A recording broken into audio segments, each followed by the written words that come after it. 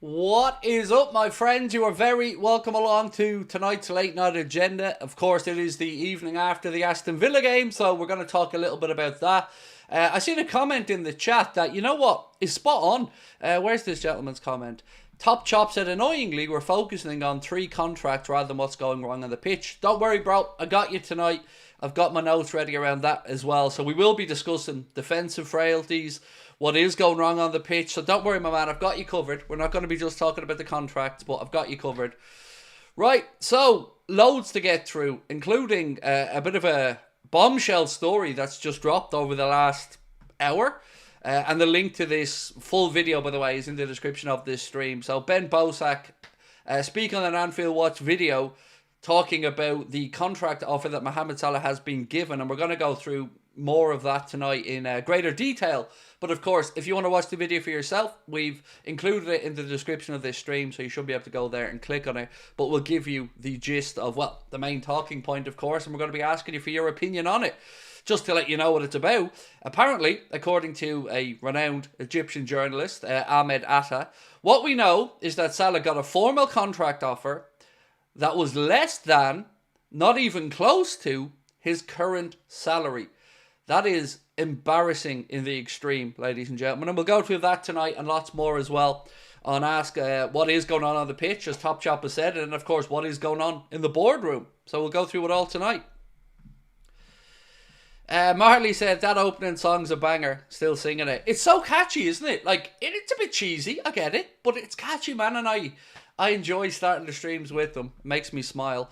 Now look, you probably see the waiting screen before we started. Again, tonight, I just want to properly say a huge thank you to everybody that supported us on our journey to over 300,000 subscribers.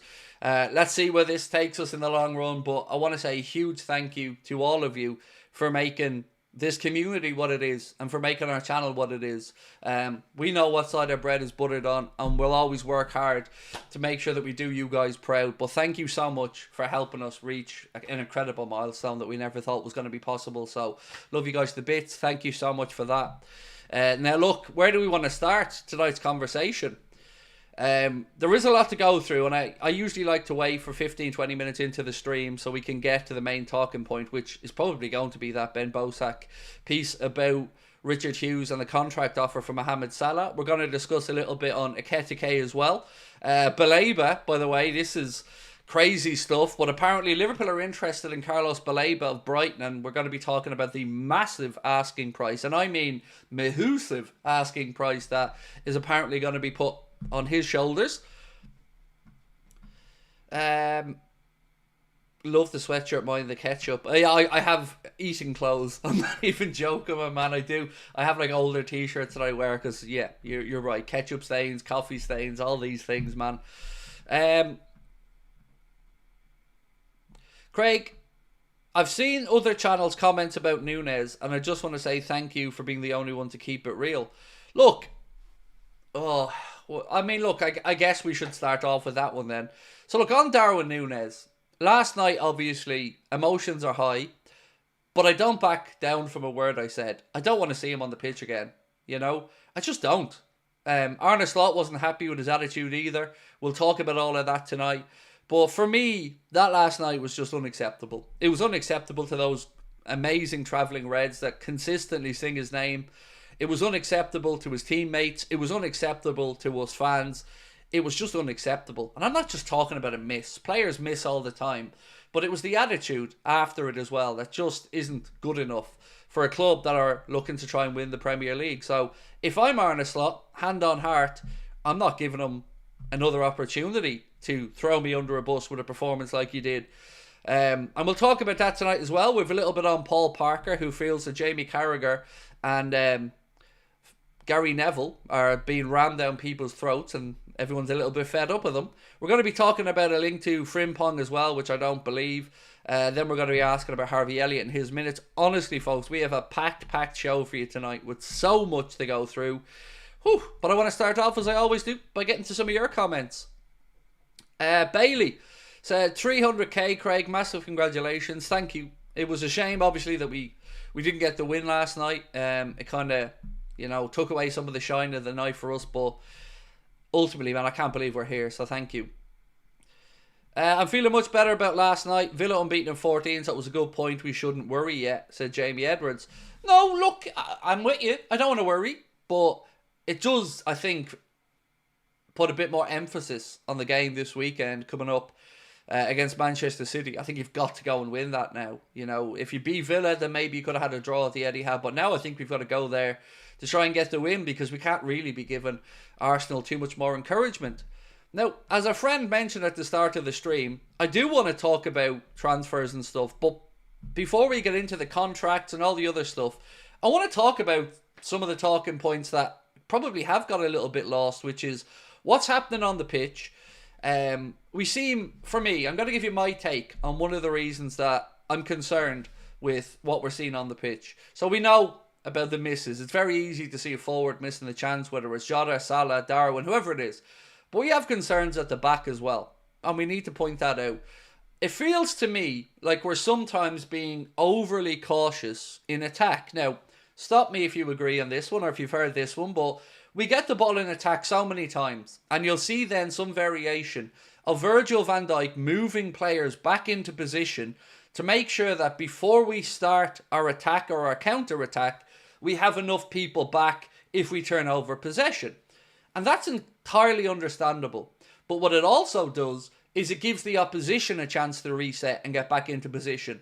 And I think that's making it harder for ourselves. So I've said for many years, I'm always concerned when Liverpool are countering because one stray pass and we're opened up. So I can totally understand and rationalise why Arne Slot has looked at the situation and maybe looked to correct it a bit. I just think we've overly corrected it, if that makes sense.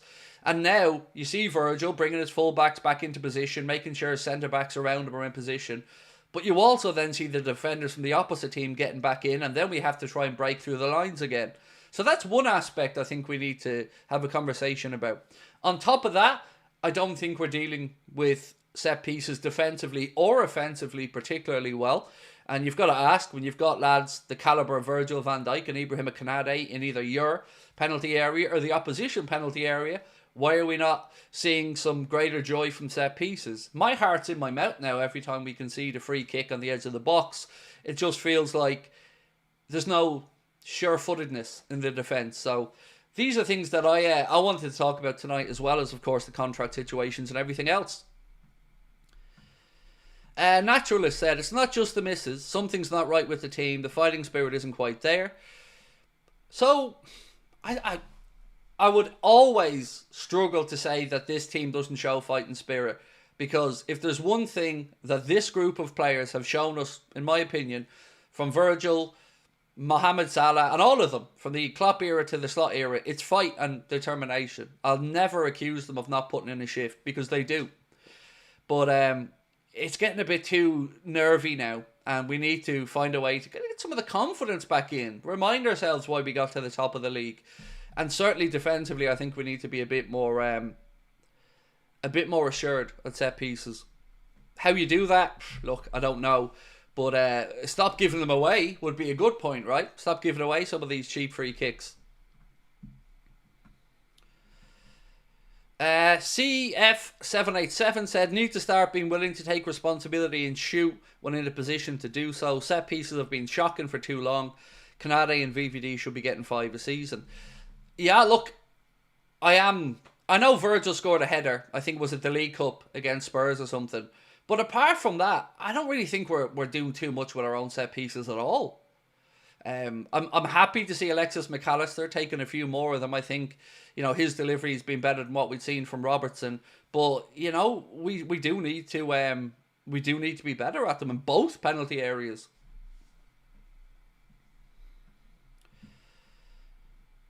He's got to trust the bench a little more, even 10 minutes for Chiesa, etc., said Marley.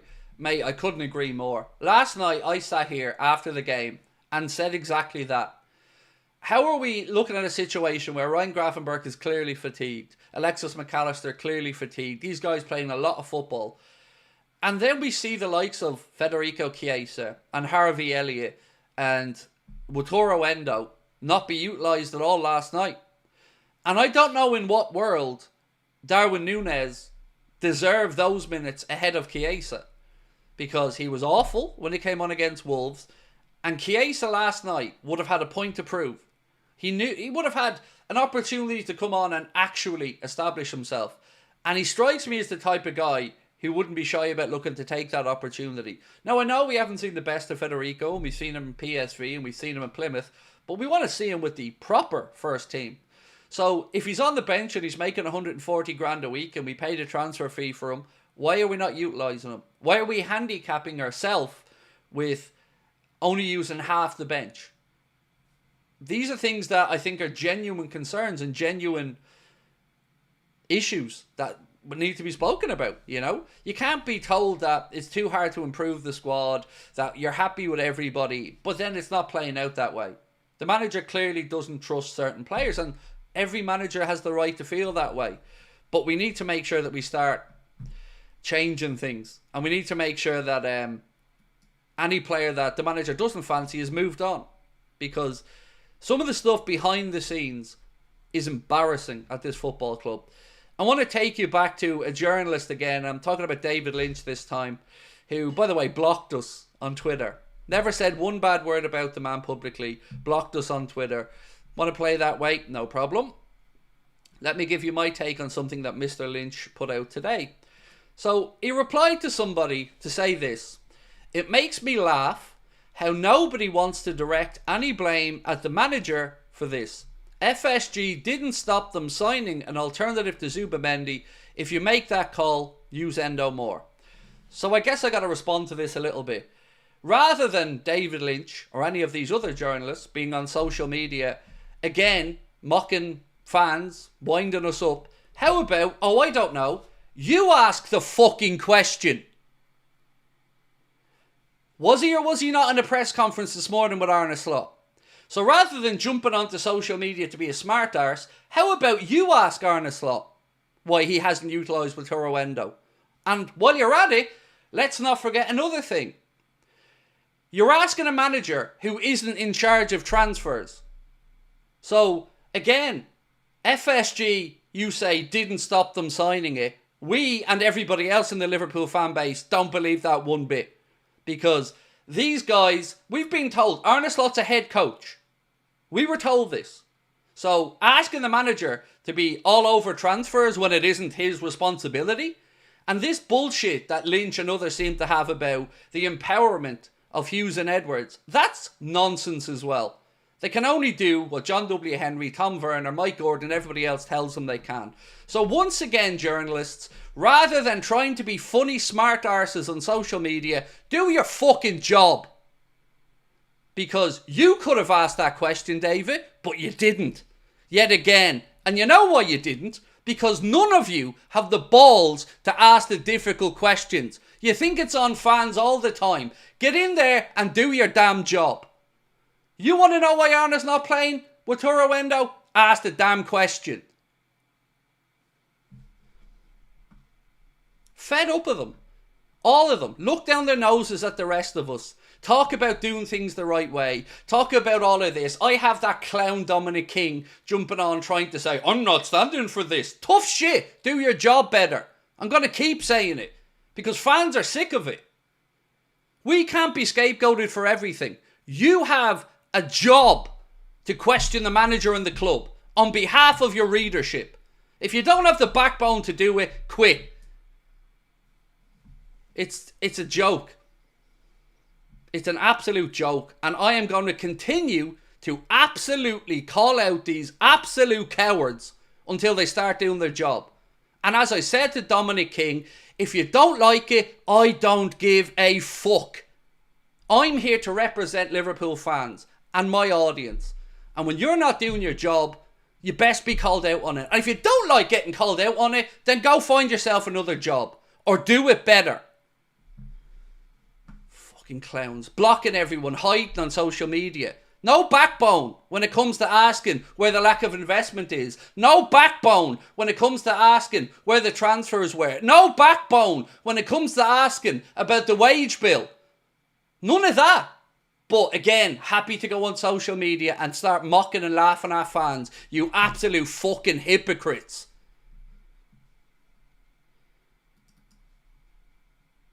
So anyway, rant over. And I don't care. I will take on every single fucking one of them. I will continue to call it out. And guess what? More people are starting to join in. So you're in a position where you get access and you get into press conferences. You do nothing with it. And then you wonder why your publications and your readership has fallen. Because you're nothing other than a fluffer. You're nothing other than going in there and tickling John's nuts. All of you. So do your jobs. Or shut the fuck up.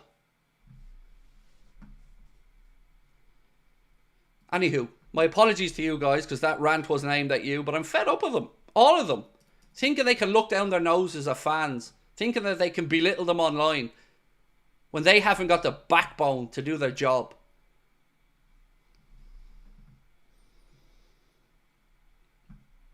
So, let's get into some of the news today, ladies and gents.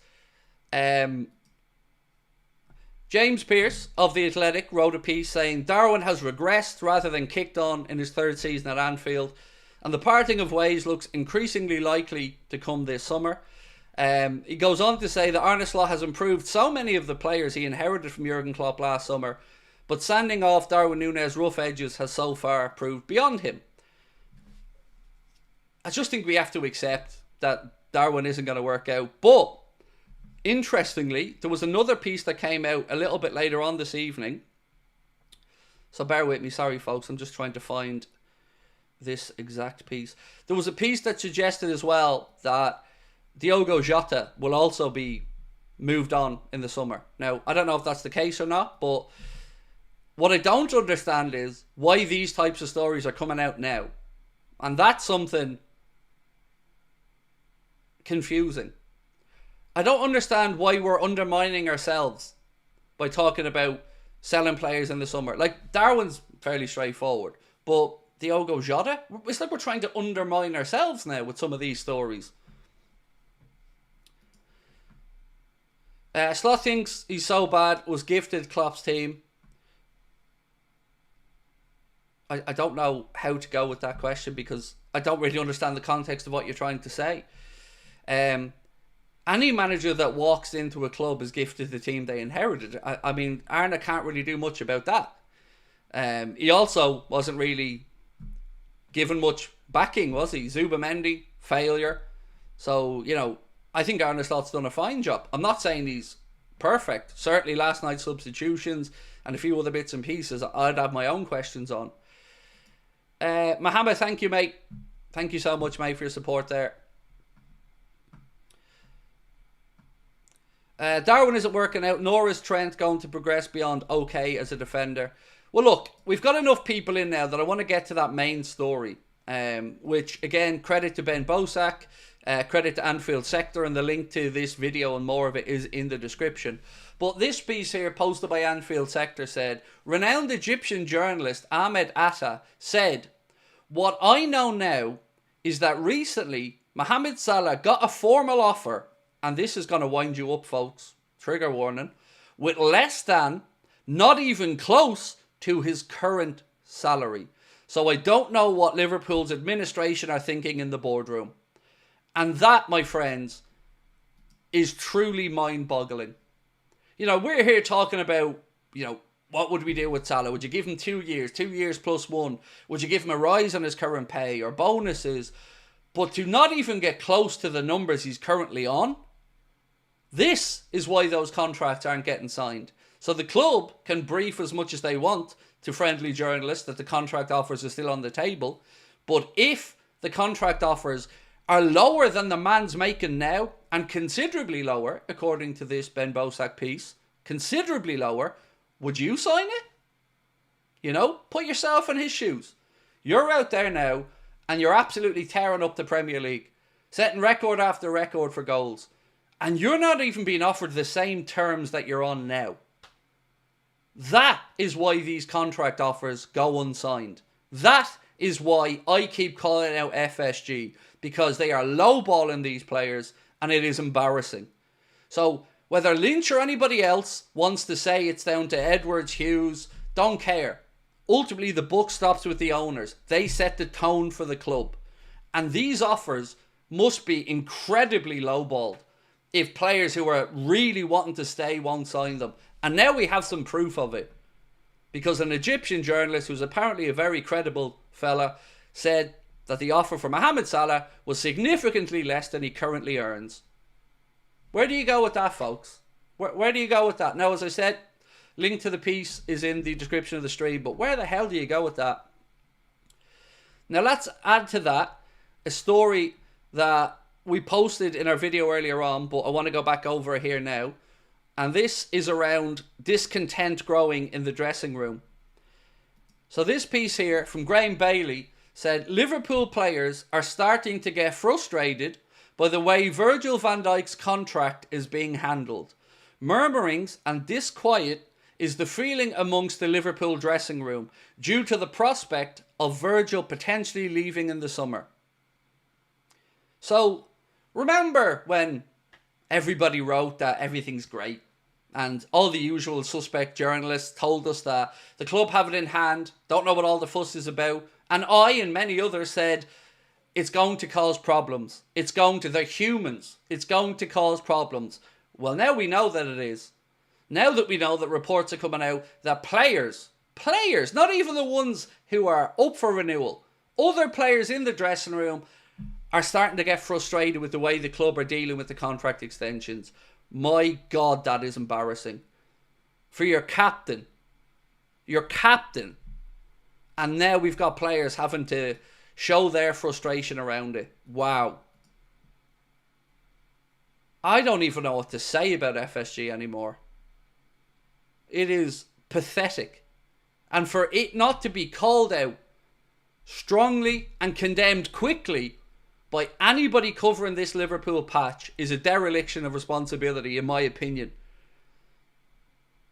These owners and their cheapness are potentially going to undermine another season and the future of the club. Because players looking in from the outside will take note of this. Wouldn't you? You know, we often say, is Trent waiting to see what happens with Virgil and Mo? And we've been honest and say we don't know. But if he sees how these lads are being treated, you know, players who have brought unprecedented success in modern times to Liverpool Football Club and who are still performing at the very highest level, and these offers are pathetically low, I don't know what to say. I find the whole thing leaves a bad taste.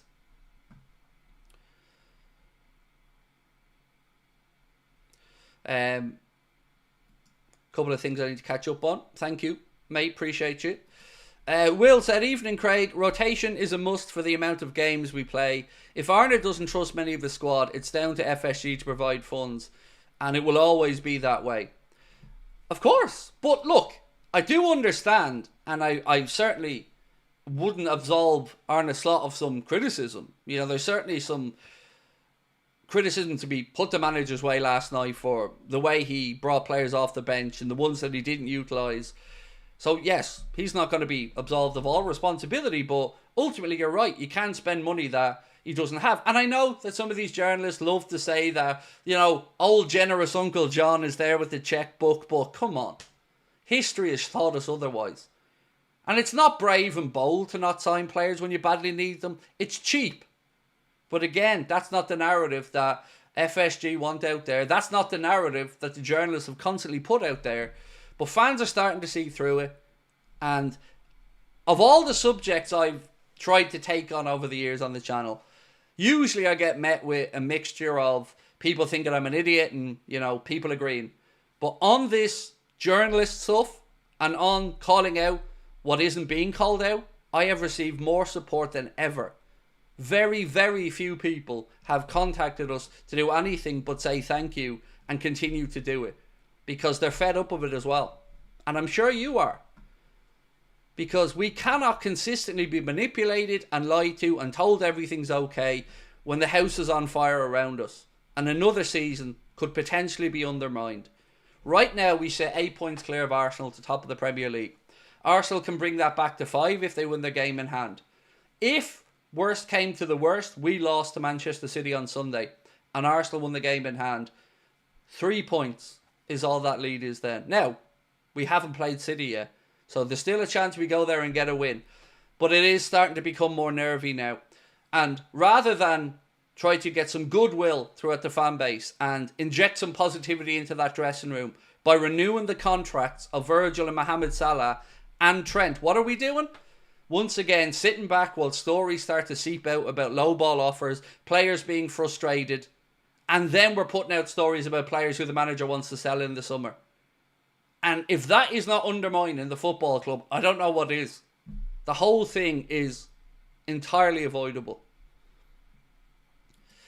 Elmer, thank you mate, said, is Bradley's injury starting to be a concern? Yes. I touched on it a little bit last night, my man. I don't know enough medically about them. I don't. But I'd be lying if I said they aren't somewhat of a concern. You know, it's okay if he's a backup to Trent and he's not available. You hope Gomez or somebody else is. But we're in a situation now where we know Joe Gomez is out. Manager confirmed in his press conference today that he's had surgery on his hamstring and is going to be out for a long time. We don't know the extent of Conor Bradley's injury yet, but we're now down to just having Trent again at right back. And we've seen Jarell Kwanzaa had to come in last night and play at right back as well, and fair play to him. I thought he did well for the time he was on, the few minutes of additional time. But yeah, I'd be a liar if I said it isn't a concern, Elmer. It's certainly something that, at the very least, has crossed my mind. Lee, how are you, my friend? Said, maybe I'm naive, but I'm hoping we've been quiet in the market because Slot wants to do a summer clear out after one full season in charge. You know what, Lee? I could understand that, mate. You know, I've tried to say throughout this whole lack of transfers and stuff, I do understand that Arna wants to assess the squad. I totally get that. But we also need to be mindful that we need to rotate in a little bit. And bringing, like last night, bringing on Darwin Núñez instead of Chiesa, or even bringing on Darwin Núñez ahead of Diaz at that point, I don't understand it. And I don't understand why the likes of Elliott and Chiesa aren't getting a look in. I wish we just knew for a fact, let's say, that the manager just doesn't fancy Chiesa, let's say, or that he wasn't an Arne Slot signing, because it's 140 grand a week for somebody to just take up a place on the bench and not play, but yet no contracts for Trent, Virgil and Mo. It's astounding. So Lee, I don't think you're naive, mate. You know, that very well could be the case, but again, we keep getting told that that's not the case. That everyone's happy, the squad's great, nothing to see.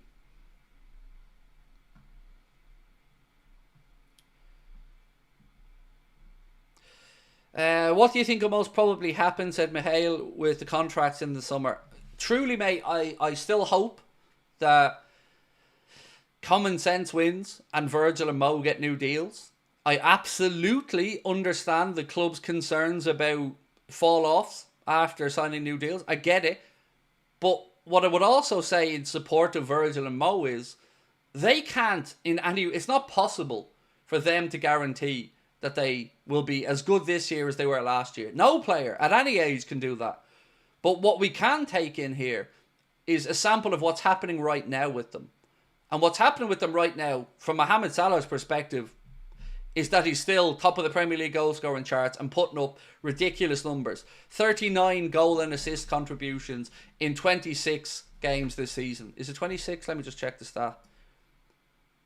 Yeah, in 26, 39 goal contributions. No sign of a decline there. So, to say that Richard Hughes has done anything other than failed in his job would be unfair, because he's failed miserably. Priority number one that everybody wrote about was getting the contract sorted. That was on his inbox waiting for him when he came in. Here we are, February, where it's starting to get the squeaky bum time, and everybody, including the media, are looking to seize on any negativity, and here we are still sitting back hearing stories about players in the dressing room being frustrated at the lack of progress on their captain's contract. Shocking. It's shocking. Hey Craig, great work. David came to our community to gain subscribers and I cancelled my subscription to his channel. I'm extremely annoyed by him for a couple of reasons. One, I did nothing to him in order for him to walk away and throw me under the bus. Two, he's blocked us on Twitter And 3, he admitted in messages sent to me that I did nothing other than treat him professionally and respectfully on every appearance when he was on the channel. So, I don't know what else to say. I'm extremely pissed off over it and hurt over it, but I tried to take the high road and say nothing personal about him. And then he goes and blocks us. And then I see him and his other little ex-Echo mates all having little snide pops, and Dominic King jumping on with their video because I called them cowards. They don't intimidate me. None of them will intimidate me, because they don't do their job. And people like me ain't going away. So I don't know what happened with David's situation. I don't know if he gained subscribers or not. I don't really care. My job was to try and bring him on, to try and bridge that gap between mainstream journalism and fan content. And I was unable to do it, and that's okay. But, you know, to have somebody who's happy to take your money, but then as soon as you call out Gorst and Doyle, starts cry-arsening messages about it, about their friends and respect. I don't have respect for them. I had respect for David and I showed it to him every single fucking time. But the gloves are off now. They're all in the firing line. Not just of me, but all fans. But thank you, FP, for your support of our community. I appreciate you. I wish it had worked out differently with David. But, you know, he made his decision and it's his career to do so.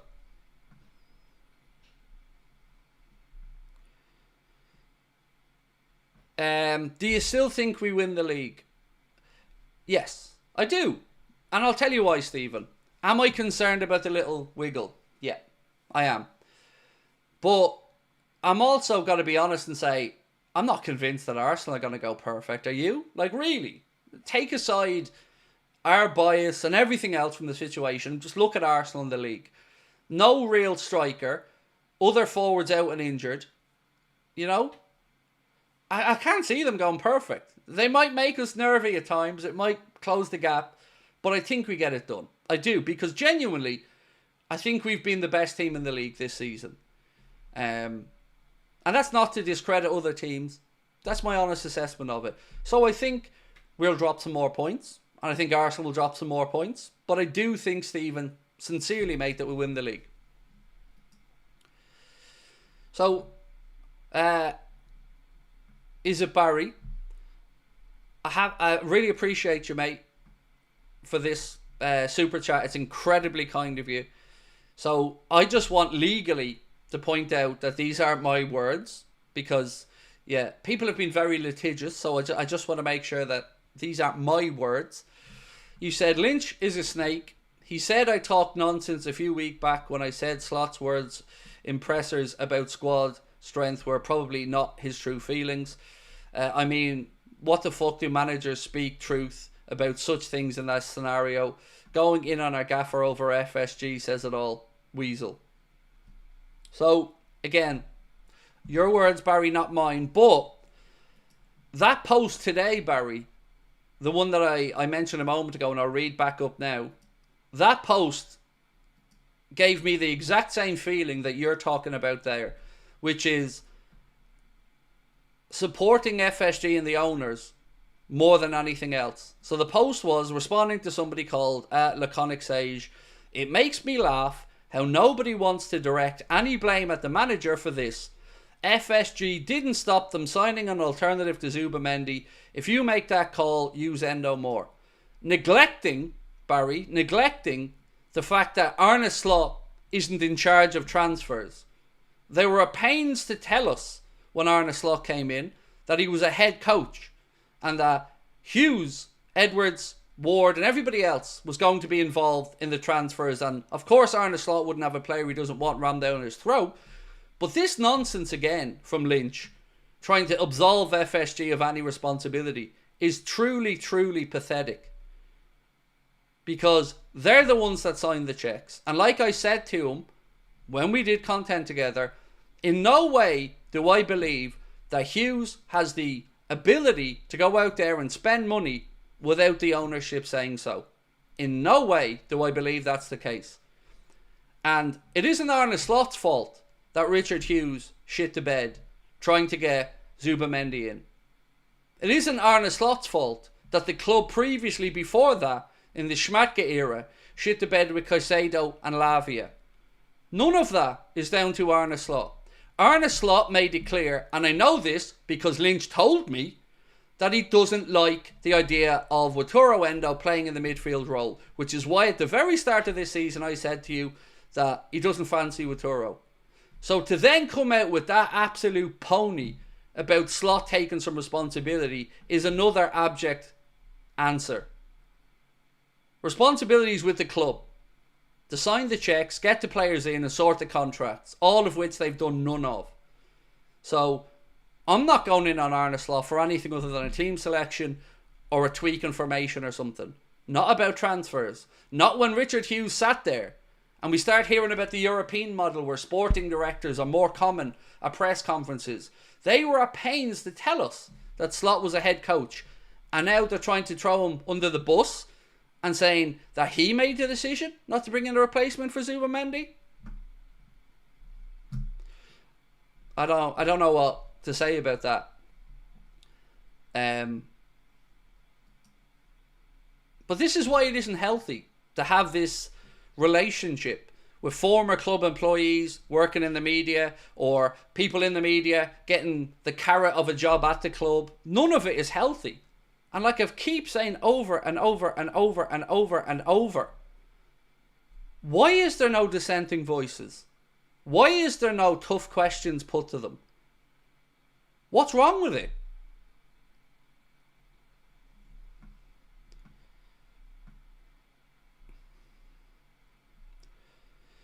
So if Slot's in charge of transfers, why hasn't he used Chiesa much more, seeing as it's his signing? You know the answer, Ash, and you're spot on. It definitely gets the feeling that he was a Michael Edwards signing in my eyes. And look, I'm not against the Chiesa signing in any way.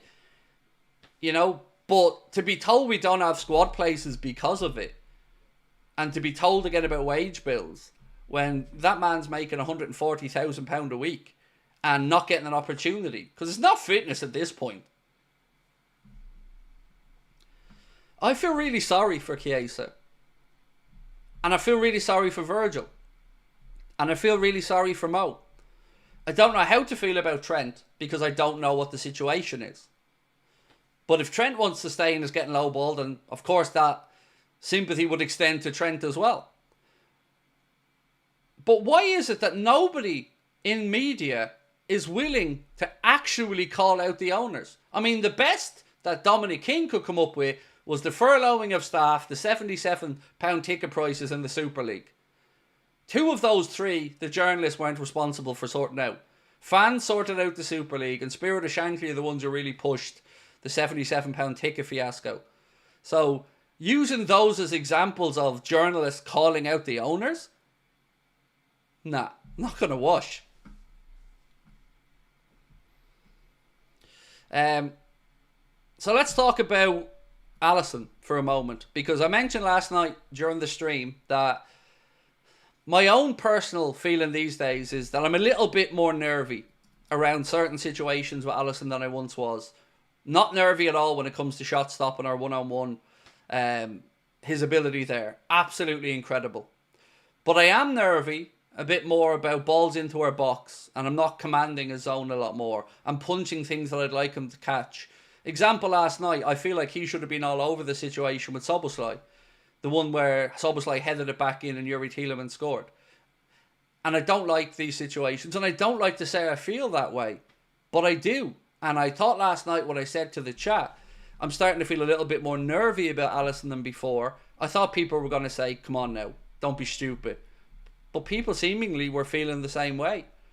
And none of us want to say that.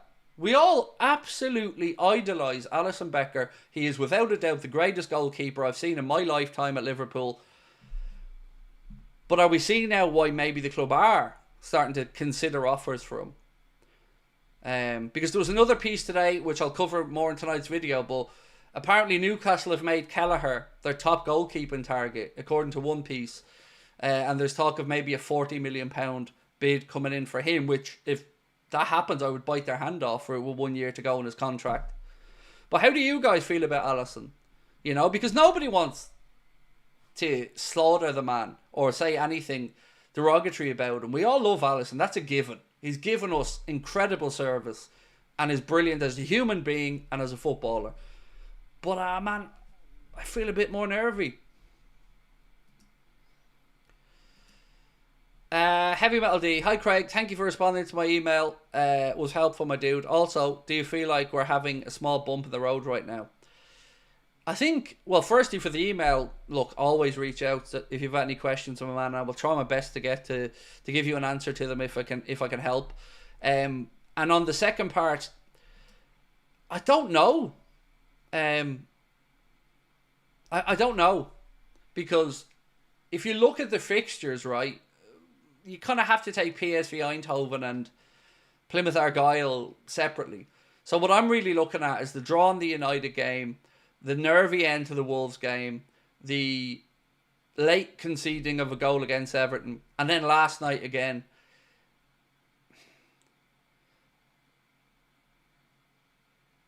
It's the biggest blip we've had of the season, but is it a real blip? Is it really concerning? I guess we'll find that out over the next few days when we take on Newcastle next Wednesday and Man City. It's me, Barry T. I had to leave the scene. It does my head in at the minute. I hope you're well and family, and 300k is the very least you deserve. Love you, man. Hopefully when we win stuff, I'll be back. But I am in fear of FSG are risking success with daft decisions. Feels unbalanced. Now, Barry, firstly, again, thank you for your support and for your thoughts on the situation. But you know what? You're not on your own feeling that way. There are so many Liverpool fans this season, Barry, who have said over and over again that the situation at the club is hurting their enjoyment of the season. I've said it many times. I've said it in my Discord group. I've said it to my wife. And I thought I was broken. You know, I kept asking her, Sabrina, why can't I be happy? Liverpool are top of the league. We're flying in the Champions League. Why can't I be happy? And I just keep thinking about it. And you've got the contract situations, the lack of spending in the window, just uncertainty that seems counterintuitive to wanting to go and win trophies. You would imagine right now that everybody would want good vibes at Liverpool Football Club. And to do that, you can get an easy win by sorting out the contracts. You give stability to your captain and your talisman. You hopefully sort out your young right-back Scouser who wants to be a future captain of the club. But either way, it feels like we are undermining ourselves. And that's before we get into the pressures of a Premier League campaign anyway. So, you know, I don't think you're on your own, Barry. And I don't think it is in any way silly that you feel like you need a break from the whole scene, because the January transfer window made me almost quit because it was getting so difficult to come on, because I knew everyone was going to be frustrated and I was frustrated and I didn't like the person I was in these moments and I don't like the person I am when I rant. But it's understandable. And thank you, man. You've gifted 50 memberships as well. Absolute. I don't know what I do to deserve your support or Brian's support or anybody else. But I all I can keep saying is I will work my damnedest to do you guys proud and say the stuff that I think needs to be said. And again, thank you, Barry. Rain said, we all love Alisson, but he seems nervous about injuring himself, and I think that nervousness is creeping into the back line. So, I agree with you, but I'm not sure about whether it's the injury part. But I agree with every other part that you've said there. I do feel like there's a little bit less assuredness in the back line. Like there were times last night where I certainly feel like our goalkeeper should have came out and dealt with those situations easier and more assured. And he didn't. And as you've said, it's tough because we do love Alisson. But then you see this stuff, like in this last week alone, we've seen stories to say Liverpool are open to selling Alisson. Darwin Núñez is going to be sold maybe to Saudi. Diogo Jota isn't wanted by Arne Slot at the end of the season. Luis Diaz could be getting sold. Harvey Elliott might be on his way out of the club. There are 5 things that we've all seen over the past couple of weeks. On top of the contract situation and the negativity that goes along with that. And it feels like we're trying to shoot ourselves in the foot as a club. For what reason, I don't know. But if I was running this football club, or you were running this football club, or anybody that actually gave a damn about the football club was running it, things would be done differently. Because why wouldn't you want, at a time when players are flagging and all the games that Gravenberch and Maka have played are starting to catch up with them, why wouldn't you want to give them an energy boost and a win, knowing their captain's going to be there next season or their talisman's going to be there? It just feels like, again, we undermine ourselves more than anyone else. Nessie said, it's a blip we could have prepared for in January, but FSG don't care and aren't ambitious about the club and its future. Period. So again, I'm going to ask this question that I've asked about a month ago, and I'm going to ask a simple question. Bear with me.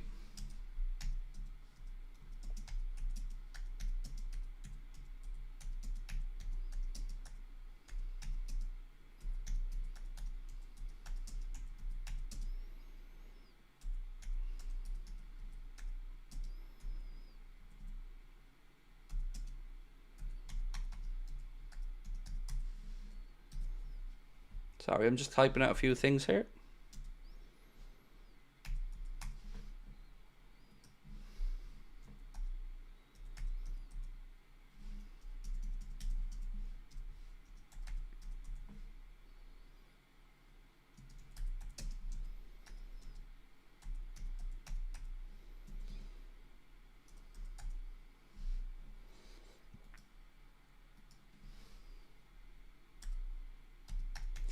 Right.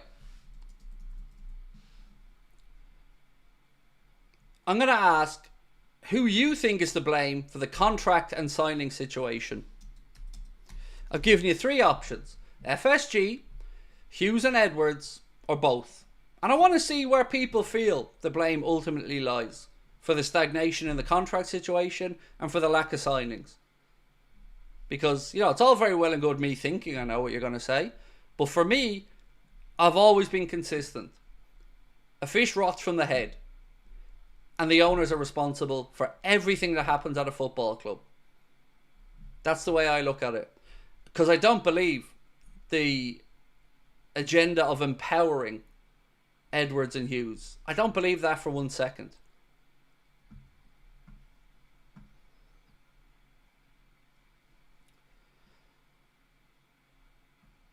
So, vote away in it. And we'll get back to it in a while. By the way, I can absolutely see a world where people think both. 100%. That much I can see. Especially when it comes to the contract situation. Because if we're to believe that Hughes has the autonomy to make the contract offers, I don't know what type of man we have leading the negotiations then if we're seeing the reports of less than the money Salah's on being offered to him. So, either way. And again, let's not forget, who was it? Was it Johnny Heidinger's agent that came out and said that there was no empathy? He was like a robot dealing with Richard Hughes. So, we have that from an agent as well.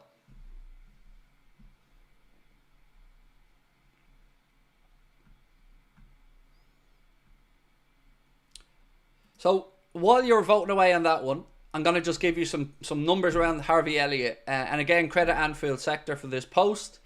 So they said, Harvey Elliott this season, in the Premier League, he's had 75 minutes.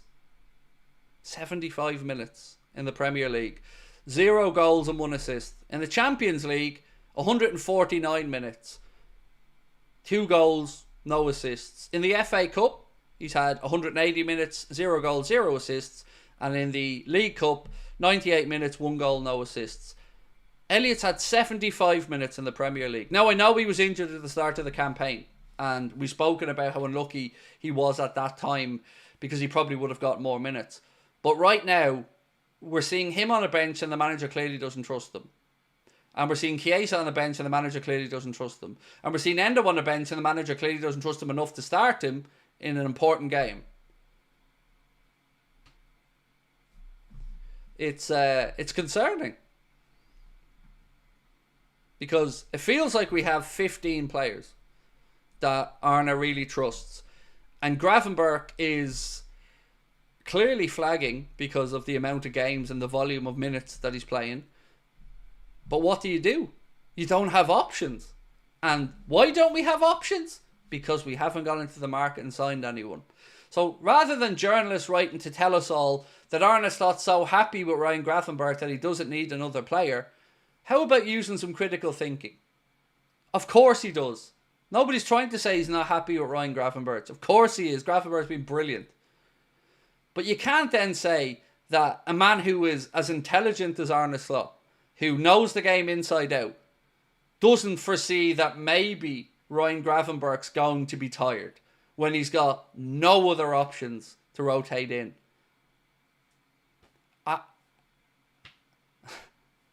That astounds me. Because Arne is not a stupid man. So either Arne is that stupid, or the club didn't do their job in bringing in the midfielder that we've been searching for 3-4 windows for.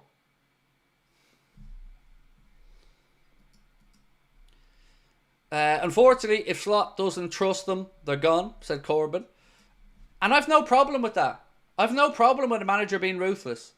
I might have my own take on the likes of Harvey Elliott that would differ maybe from Arne Slot. But ultimately, it's Arne Slot's career. And he's the man that's going to decide if he wants to play and trust players or not. And I'm absolutely sound with him having that autonomy. But you need to back him up then with the players he does want.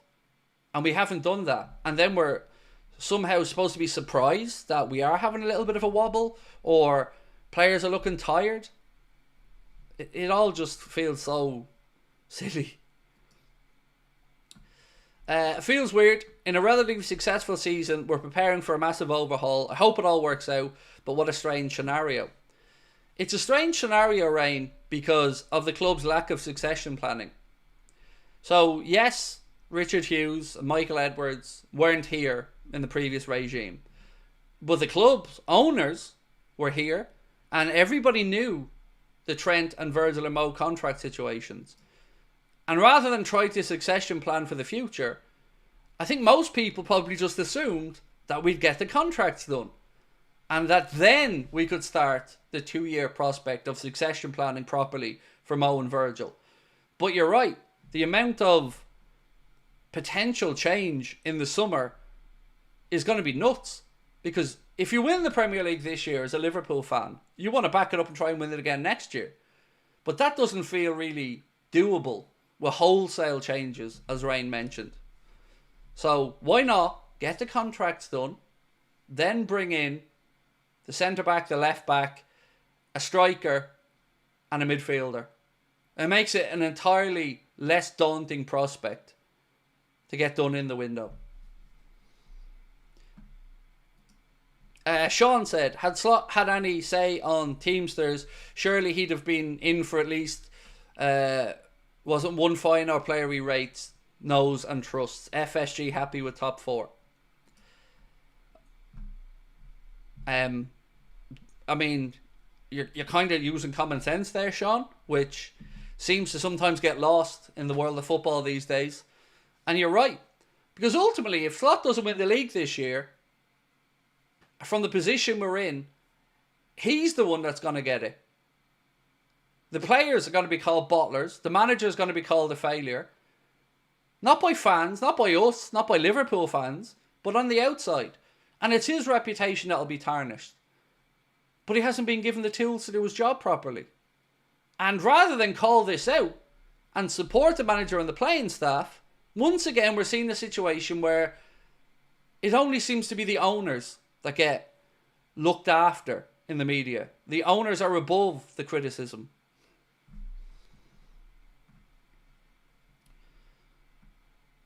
Biggie Mall said, get a coach known to consistently punch above his weight, reduce the wage bill by financially forcing out higher earners, replace them with cheap ones. Hope the coach does his thing. So there was many pieces written where it was made very clear that Arne Slot overachieving was one of the reasons that he was being looked at. And again, I've no problem with that. But as a fan, I look at Arne Slot overachieving with Feyenoord and the money that's in PSV and Ajax, and I think, wow, imagine what Arne could do with the financial might of a club like Liverpool behind him if he's already overachieving at a club like Feyenoord with far more modest budgets. That's what we, the fans, think of when we see this situation. But apparently the club think of it differently. The club think, well, hopefully he can come in and keep us in the Champions League and we won't have to back him because he's so used to pulling rabbits out of the hat and overachieving. Most people in my chat right now, I'm sure, will agree that they back Edwards in the market. That more often than not, Edwards has got things right. And he has this mythical status. And again, I would say, from a fan's perspective, then you think, you've got the man in your trust, the man with the track record. Why isn't the signings coming? Because his success rate's there for all to see. But we didn't learn the lesson when we didn't sign centre-backs, when we had Kabak and Davies. We didn't learn the lesson when we didn't bring in a midfielder and we had Arthur Melo on loan. And yet again this season, I get called an overreactionary arsehole, an embarrassment, and everything else that all the top Reds and happy clappers and FSG apologists want to continue to throw at me. And yet again, we're being proven right. That some of the problems we have were entirely predictable and were entirely solvable. But we didn't.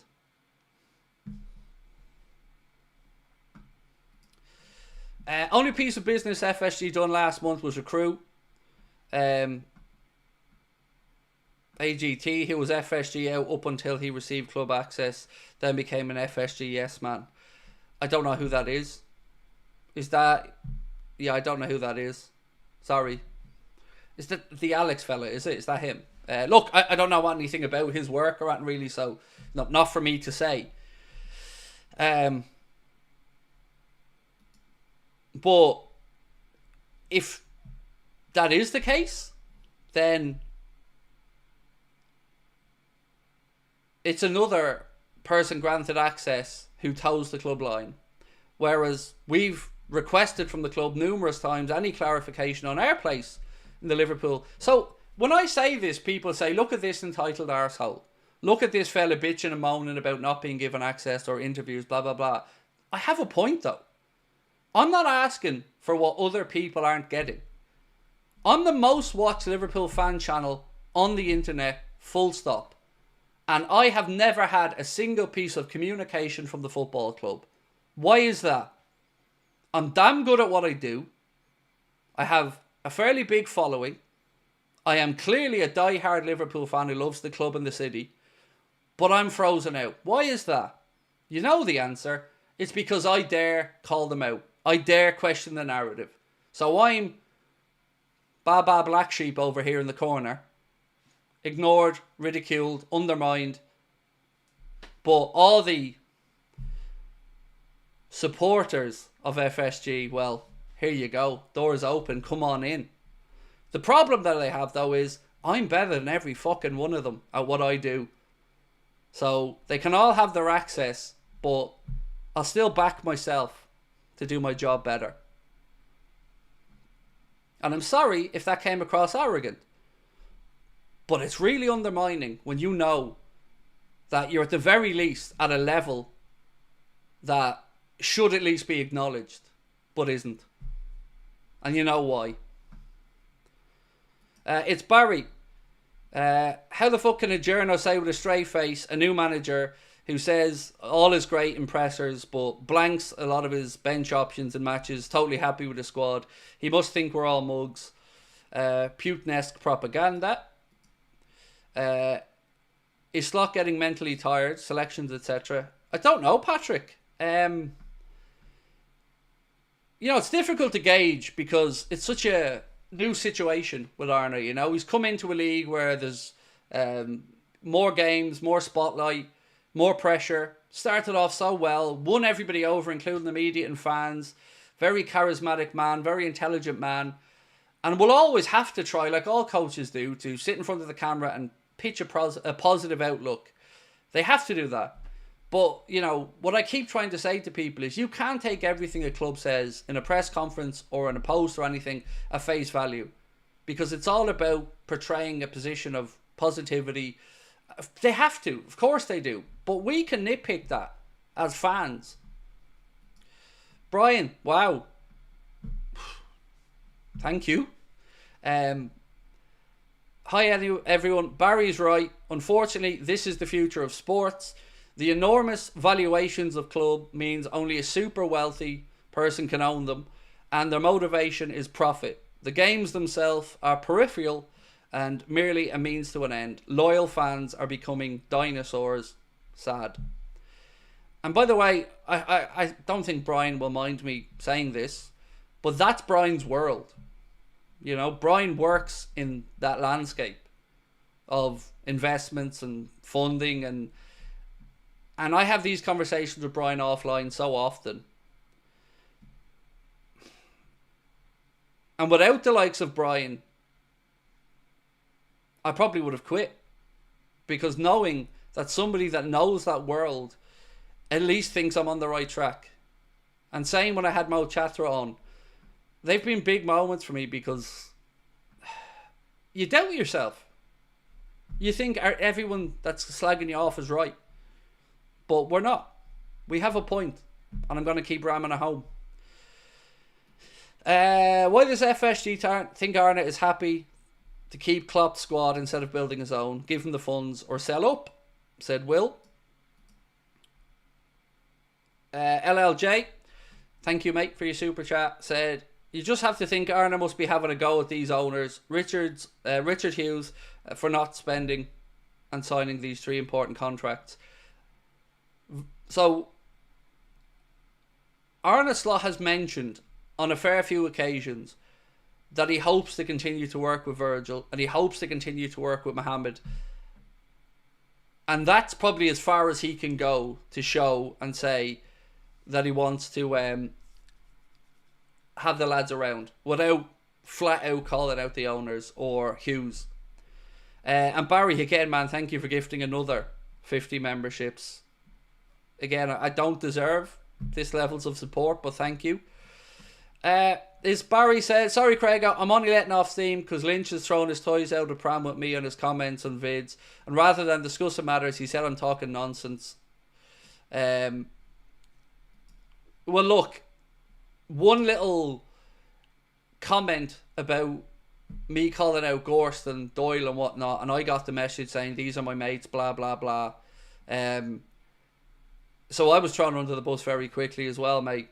And, you know, I've only ever treated that man very well. Paid him quickly, paid him well. Given him, as he said himself, a lot of eyes on his channel and on his content. But, you know, access is the most important thing. And look, I'm absolutely expecting to be written about and undermined a lot in the media. And people to start having pops at me and stuff. But I'm ready for it. Because I have an army of 300,000 strong behind me who feel the same way I do.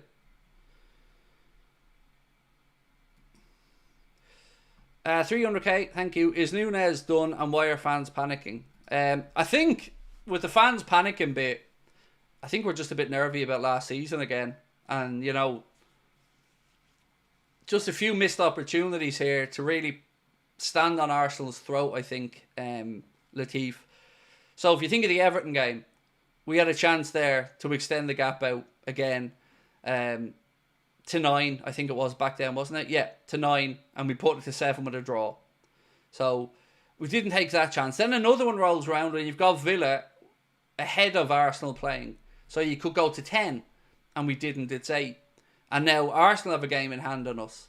So they can close that to 5. And if we were to lose to Villa,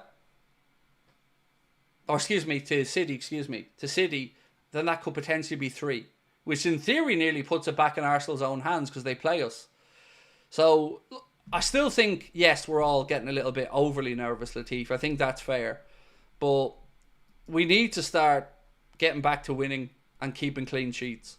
You know, if we can get back to even just keeping some clean sheets, I think people feel a bit more calm, because it's starting to have echoes of previous seasons where we have to score 3 or 4 to win games. And, you know, it's been said many, many times, league titles are won usually by good defences. Because at Liverpool Football Club, throughout my lifetime, we've always had really good attackers. Always. But it was that Virgil and Alisson addition that really pushed us on.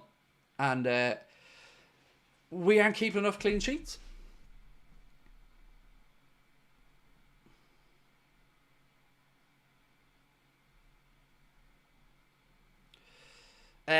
So, the poll that we asked, we said, who's to blame for the contract and signing situation? We're going to keep it running because we haven't quite got to 1,000 votes yet.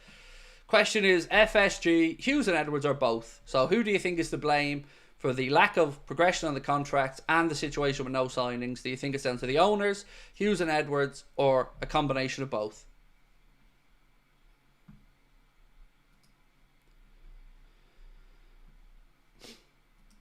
This is so lovely, mate. Thank you. It's more than 300k strong. The other 700k just haven't seen you yet.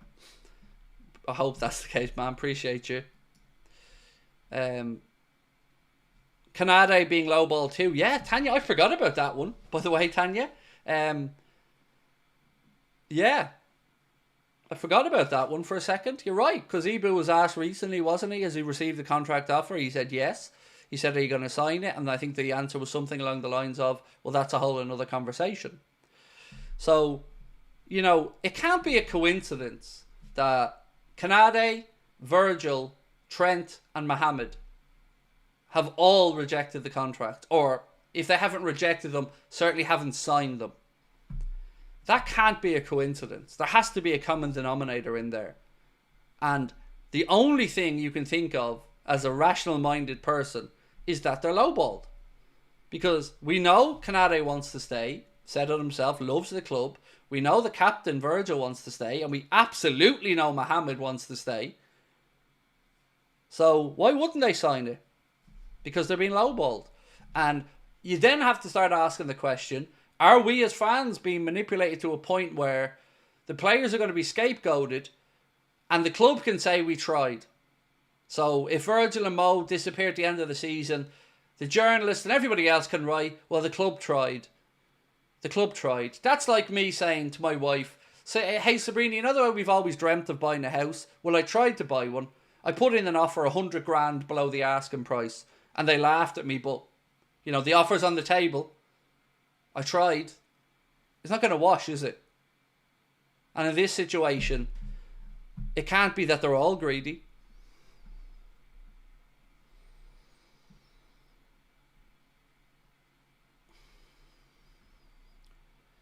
David F said, hey Craig, big fan. Let me stop you there, mate. You're a mate. Nobody should be a fan of me. There's nothing to be a fan of. I'm your friend. And that's the way I think of all of you. So thank you for that. You said, imagine if Darwin was on Lucho's wages. Yeah, I mean, I think Darwin's on about 140-ish, I think. But, you know, what got me last night about him was not the miss. Like, the miss was appalling, don't get me wrong, but people miss, like, you know. But it was what happened after that really pissed me off. Because it almost felt like I was being trolled out there on the pitch by him. And then when you see the video of all the players gone over to the travelling cop and applauding them and, you know, maybe throwing a few jerseys in or whatever, and then the camera pans to Darwin, who's off on his own heading down the tunnel. And what makes that all the more galling for me is, whatever you want to say about me or anybody else calling out Darwin Núñez, those travelling fans have only ever sang the man's name. Only ever given him 100% loyalty and buy-in. And that's the respect that they get from Darwin. And then, by the way, he goes on to social media today and has 3 attempts at a post as he starts to whittle down the arrogance with each one. LFC Transfer Room posted a now deleted tweet by Darwin Núñez. 2-3 weeks ago, Darwin was the best. Darwin gave us the 3 points. But yesterday, I was unlucky enough to miss a goal, and I'm once again the worst and the failure. I don't fail, I get up, and I'm never going to give up. I'm going to give all until the last day I have in Liverpool resilience. You did give up, Darwin. You played with a strop on, and you didn't put in the work rate that, to your credit, you normally do. And then you threw the fans under the bus, and then you put out your snidey little shitty tweet. And resilience isn't just a word. It has to be shown. And that performance last night, after that miss, was not acceptable. Nor was the performance against Wolves when he came on, that John Aldridge called out. So, I'm done with Darwin Núñez.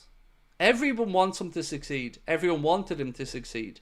I'm certainly not going to be ridiculing him, but I'm done with him. I hope I don't see him on the pitch again for the remainder of the season, because he doesn't deserve to wear the shirt, in my opinion, with what we're seeing. And his cry arse and running off social media. Take some damn responsibility. You were potentially the club's record signing. You were brought in and you were idolised from moment one. And you haven't delivered. And it's not Klopp's fault. It's not my fault. It's not the fans' fault. It's your fault. And if you're not good enough, own that. But I'm fed up of it. I'm fed up of it. It's always down to the fans' fault. Whether it's Sky gaslighting us or the journalists laughing at us. It's always us, isn't it?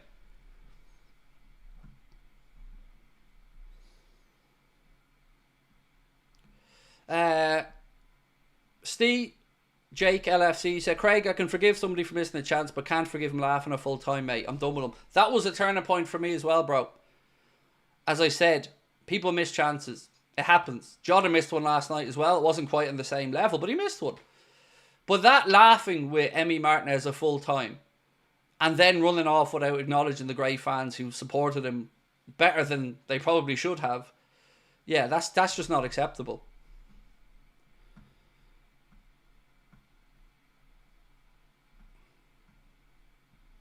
Craig said it last night, and number 9 is to finish a simple goal, and tonight had to work the line. Darwin in 3 years is still the same as he was on day one. Unfortunately, yes. So Arne Slot gave a bit of an update today about the Joe Gomez and Conor Bradley situation, and he said, I wouldn't be surprised if Bradley was involved on Sunday. Excuse me, my apologies. I would be surprised if Bradley was involved on Sunday or Wednesday. Joe Gomez had surgery for his hamstring and he is out for a long time. So, and on Darwin, Sky Sports Premier League put out a post today, said Darwin Núñez has missed just shy of one big chance every game since 2022-23. He leads the list per 90 minutes with missed chances. 0.99 missed chances, big chances per game. Then comes Erling Haaland, then Nicholas Jackson, Ollie Watkins, Callum Wilson.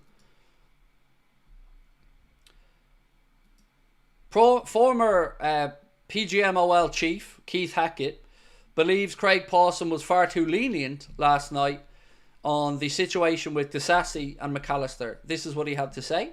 I really don't get it. If you strike or attempt to strike an opponent, as Disasi did against McAllister, then it's a red card offence. There was clearly force. McAllister went to ground pretty quickly. So where was VAR? Because Craig Pawson, I'm sorry, you got that decision wrong. And that's not me or you or Carragher or Neville. That's the former chief of the PGMOL, the head of the Referees Association, saying that Pawson got that decision wrong. Now, correct me if I'm wrong, but did you see that written about much today? No, you didn't. Because again, you know. Ashley said, saw a side-by-side comparison of Salah and Núñez last night in social media. Núñez is smiling and laughing. Salah looked gutted. That's why one is average and one is world class. So I didn't see that side-by-side. But I did see the difference in them individually. And you're right, you know. Any of us would have been upset by that last night. And look, I would have had no issue if that was a Uruguayan goalkeeper that Darwin was chatting and smiling with. If it was a national teammate. But it wasn't. It was Emi Martinez, who just beaten him in a foot race as well, by the way. And again, that really does my head in. Because he had about 10 yards on Emi Martinez and still didn't get there before him. Everything about that performance was unacceptable. The body language, the lack of effort, all of it. And the manager called it out. So you don't even have to take my word for it. Let's see what Arne Slot had to say on it. So Arne Slot, speaking about Darwin's miss, said, "A miss, that I can accept. What is harder to accept, his behaviour after the chance. It got too much in his head, where he's the usual Darwin that works his backside off. I think he was too disappointed after missing that chance. You can miss a chance, but you cannot miss out on work rate. It's part of the job of a number 9. It's not part of the job of a number 9 to slow down and work rate. It's something we'll talk about." So, again, not just fans, the manager calling out the attitude.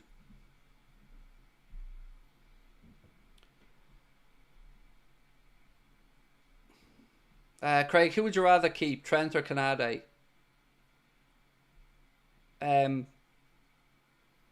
Canade, but both. You know? I've not known, man, how to feel about the Trent situation. I've tried to be as honest as I can about it. Because, you know, we don't know if it's Madrid that's, you know, stopping him signing. If he's in the same situation as Virgil, Mo and Canade are about getting low ball offers. So again, for anyone that's joining us late tonight, Ben Bosak did a good piece, and the link to it, the video is in the description of this stream. And the piece from Anfield Sector, and Ben Bosak said, renowned Egyptian journalist Ahmed Atta, these are his words: "What I know now, that recently Mohamed Salah got a formal offer with less than, not even close to, his current salary. So I don't know what Liverpool's administration are thinking in the boardroom." How do you process that as a fan? Not even close to the money he's already on. Never talk about pay rise. Not even close to what he's already on. And he's having probably the best season he's ever had. Maybe you can put the first season he came aside.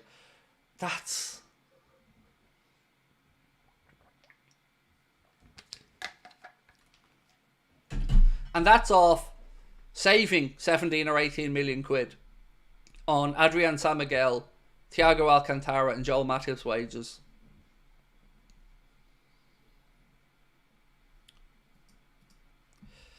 Right, so we've now gone over 1,000 votes, and 49% of people feel that both the owners and Hughes and Edwards are responsible for the contract and signing situation. 39% say FSG alone, and 11% say Hughes and Edwards alone. So, I think what we can gather from this is that the owners have a big part to play in why these haven't been done. And yes, Hughes and Edwards have a part as well, mainly Hughes. Max said, "Craig, I'm starting to overthink this title race. Do me a favour and tell me you think we'll win it." I do, sincerely, think we'll win it. But it's going to get really tetchy if we don't beat City. Hand on heart, I'm not trying to placate you or make you feel happy, but I do think we'll win the league this year. I really do. But we can make it a lot easier on ourselves than we have done. And if we don't beat Manchester City this weekend, well, a draw gives us a bit more wiggle room. But if we lost and Arsenal won the games in hand, or have won at the weekend before we play, you're talking about 3 points then. And that's not a cushion, really, when Arsenal have to come to Anfield and play as well. So you want to keep that within them having to not just make up one loss. You want to keep that gap there. So I think this weekend is huge. And then, of course, backed up by the Newcastle game coming up next Wednesday.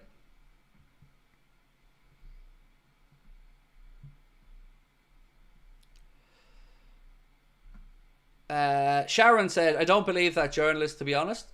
That's absolutely no problem, Sharon. I guess maybe let me try put it another way.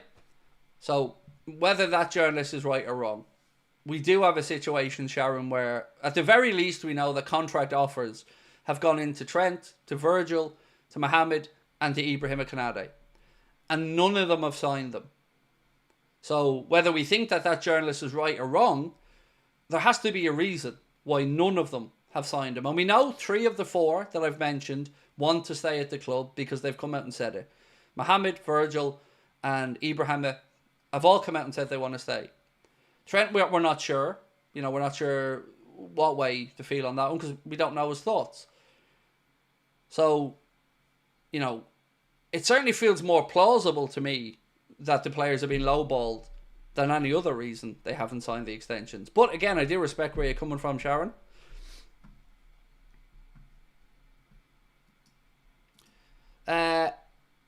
It's Barry, or is it Barry, said, finish on a plus then. I think we win the league. 7 of the last 11 at home, including the Gooners, will get us over the line. Savour every drop, as we may need a huge rebuild over a couple of windows given uncertainties. You'll never walk alone, God bless. And again, thank you, Barry, for everything.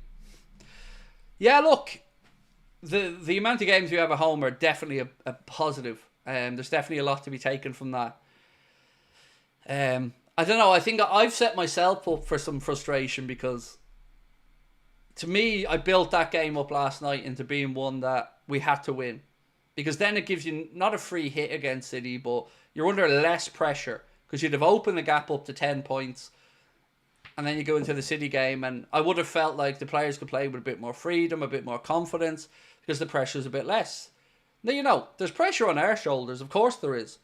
But there's also going to be tremendous pressure on Arsenal's shoulders. So I expect them to have moments and wobbles as well.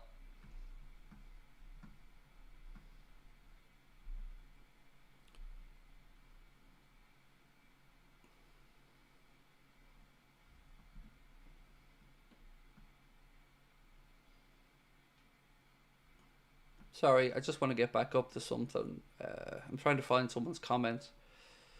Oh, this one. So, Daz said, Craig, your Nunes hate is shameful. So, Daz, with all due respect, mate, I have been a huge supporter of Darwin Nunes. I don't know if you know me well enough, mate, or maybe you're just popping in and seeing me angry at him now. And if that's the case, look, I can understand maybe how you feel the way you feel about what I'm saying about Darwin. But go back to the start of this season, last season, and you will see me consistently calling people out for throwing him under a bus, consistently giving him the benefit of the doubt, singing his name. I even bought signed Darwin shirts. I was absolutely 100% behind Darwin Nunes. And last night was the turning point for me. It was the straw that broke the camel's back. And I've even got as far as to say, I'm not going to mock and ridicule him. I just don't want him to play. So, if you think that's hate, no problem. That's your opinion. You're entitled to it. But I don't hate any Liverpool players. I hate the owners. I'll be very open about that. But I don't have hate in my heart for any of the players. But Darwin needs to take some ownership of his problems and take some responsibility for where he is. That's the way I look at it.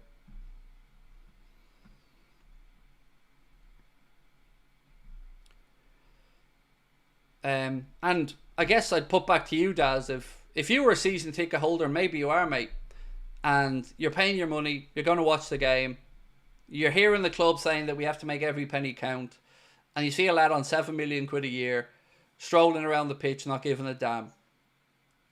Are you going to still stand there and say that's brilliant? I mean, that's not being a supporter at that point, mate. That's just being deluded. Nobody should be above criticism, mate. And this modern trend of calling anybody that calls out shit performances hate, whether it's me or anybody else online, it happens way too much. I don't know if it's a generational thing, maybe, but it isn't hate to criticise a poor performance. It's hate to continue on an agenda over a course of time. But I've always been somebody that prides myself and been willing to put my hands up if someone changes the situation. But Curtis Jones is a good example. Ryan Gravenberch I had concerns about when we signed, but very quickly put my hands up and said, do you know what, how wrong was I there? But with Darwin, there's no rescuing it. And he just doesn't deserve to play again, in my opinion.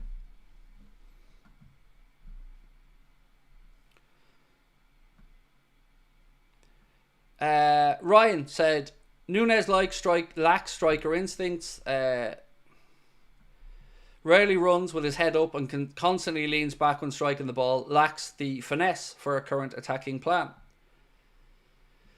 Eli Wood said, see the reaction of Sloth, Virgil and Mo to the Darwin miss head at all, hands on head, utter shock. Did you see that even, I think it was the Echo wrote this piece to say, Arne Slot even went over to the fourth official then to ask if he was offside, hoping that he could then use that as a positive to Darwin to say, don't worry mate, you were offside. So the manager's instinct there in that moment was still to try and go and protect his player. Because he wanted the linesman to go, yeah, he was just off, wouldn't have counted. So he could have then communicated that to Darwin, and Darwin could have felt less bad about it. So I feel like everybody has given Darwin more than enough time, especially the match-going fan. Because my goodness, I've not seen them support a player that's played that poorly as well as they have. Even last night you heard them singing his name, singing his name, singing his name. That, you know, I think he's been given way too much leeway. And I think at other clubs, it wouldn't have gone this long before people started to question it.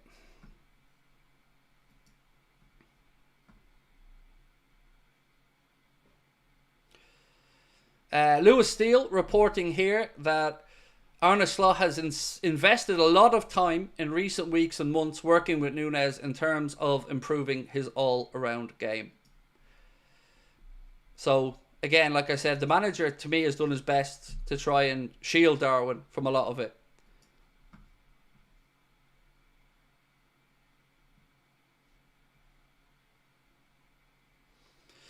Adam, how are you, my man? And thank you for your super chat. Said, alright, bro.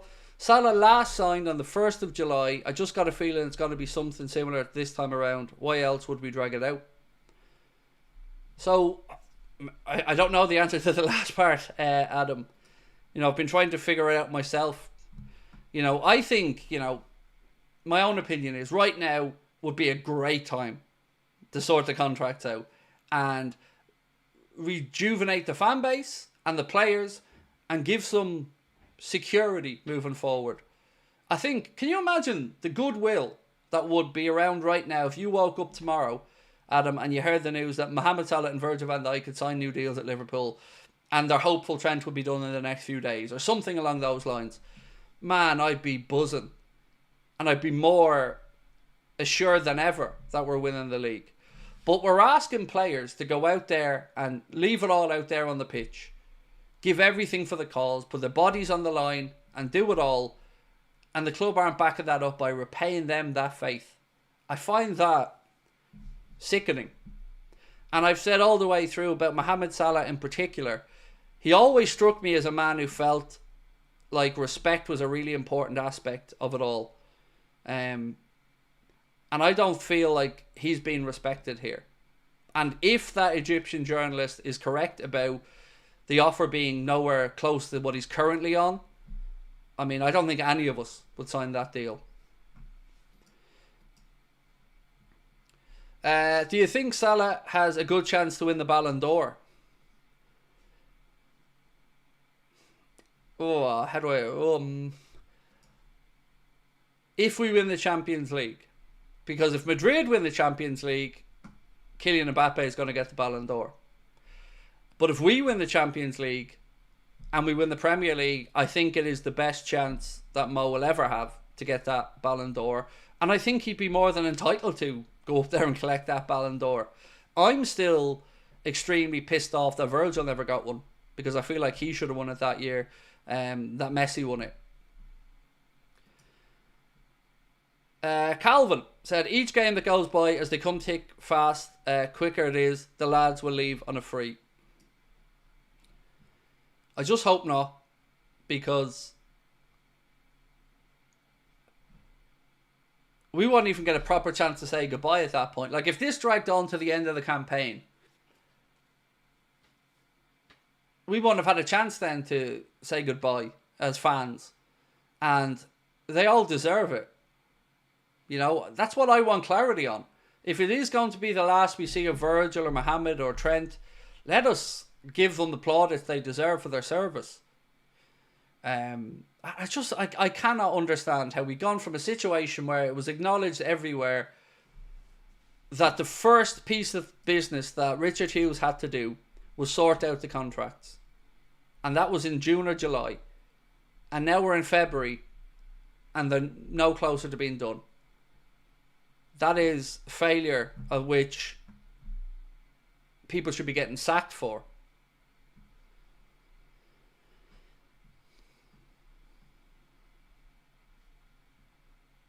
Max said, do you think we'll beat City? Because I'm pretty confident about it. In theory, we should beat them. You know, in theory, they look like they're going to have players missing. John Stones is out. Oscar Bob is out. I'm not sure what the situation is at the moment with Erling Haaland. I think if we get the opening goal in the game, or maybe if we can grab 2, we win it easily enough. But if they get ahead, I don't know. And I'm going to get this out there now as well, and I hope I'm wrong about it, but I'm concerned about the VAR for that game as well. I don't really have too many concerns about Anthony Taylor, but I certainly have concerns with Stuart Atwell on VAR. But I think we should be favourites going into the game, put it that way.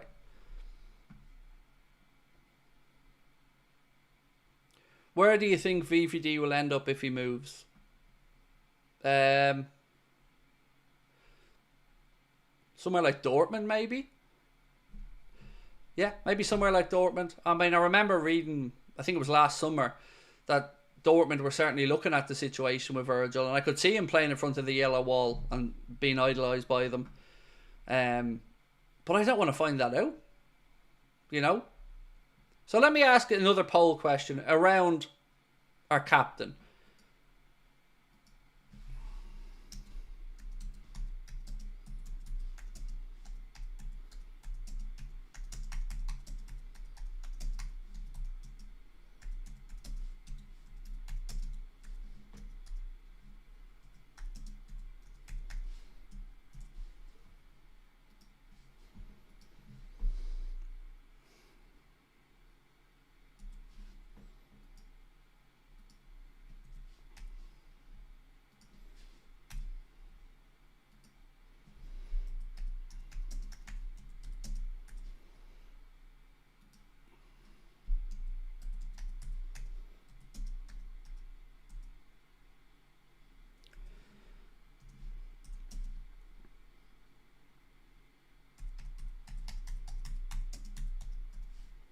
Right, so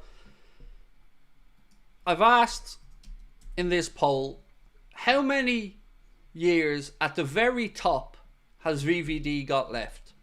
And the answers that I've given are 2, 3, more than 3, or none, he's declining now. Just because I have to, I think, balance it out with that. So I want to see what you guys are thinking. How many, at the very top, how many years do you think Virgil has left? And the reason I'm asking this question is because of an article that came out earlier on that is very concerning. And it's from Graham Bailey.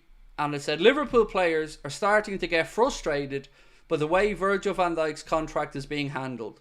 Murmurings and disquiet is the feeling amongst most in the Liverpool dressing room due to the prospect of Virgil potentially leaving in the summer. So players certainly feel like the captain has time left in him and should be staying around. So I wanted to know what you think on it. I want to read you something that's kind of not Liverpool related, but is football related. And it's the talks of Paul Parker, former Manchester United player. So speaking about the situation with pundits and Sky Sports, this is what Paul Parker had to say, and I'd love your feedback on this. He said, in the past, as a pundit or commentator, you had to be as neutral as possible. If you had grievances with a club or an individual, You kept them to yourself and just did your job. Now, pundits openly wear their allegiances on their sleeves, whether as a commentator, co-commentator, or analyst. They make it clear who they support. People are fed up with it, said Paul Parker. They're fed up with Gary Neville and Jamie Carragher. They're bored. Fans want to watch the game and listen to analysis from somebody who has played at the highest level, somebody who understands the realities of professional football. Sky is alienating its audience. Viewers respect Jamie for the number of games he played and Gary for the titles he won. But while Gary can talk about winning trophies, Jamie can't. We need impartial pundits. The system needs to change. We need to bring in different voices, referees, fresh faces in studio, players who've recently retired. It's becoming tedious. Instead of the same people saying the same things on different platforms, we should give new perspectives a chance. So what do you take on those thoughts there from Paul Parker? That Sky and others they're going stale and boring and fans want more insight? Because I absolutely agree on that. If we go back to the early days of Monday Night Football with Jamie Carragher and Gary Neville, it was groundbreaking. It was incredibly well done. The points that they both raised were bringing the game to a new level. And I do agree with Paul Parker here that there's too much of them now. You know, everywhere you look, there's Gary Neville, Carragher, all over the world. In every podcast you open up, I agree. And I agree with what he says about biases coming into these takes as well. Because I've said on here many times, I don't think Gary Neville really backs up or believes some of the shit that he said about United's midfield being better than Liverpool, about Liverpool going to finish behind United. His constant insistence on Arsenal to win the league. Like so many of these other stuff, and I'm sure there's versions of it for Carragher the opposite direction, that is just too club-centric. And I just think I think they're great pundits. I really do think Carragher and Neville have the ability to be great pundits. But it's just overkill at this point. It's just too much of it. And I hate that I have to have Sky. I hate it. Because I don't like them at all. I don't like the gaslighting of fans. I don't like the journalists that are on there most of the time. The back pages tonight shows I enjoy sometimes. I think Miguel Delaney's a great journalist. John Cross is a good journalist, but it just feels meh. The whole lot of it, like it feels like they're all trying to be YouTubers or content creators rather than journalists and pundits.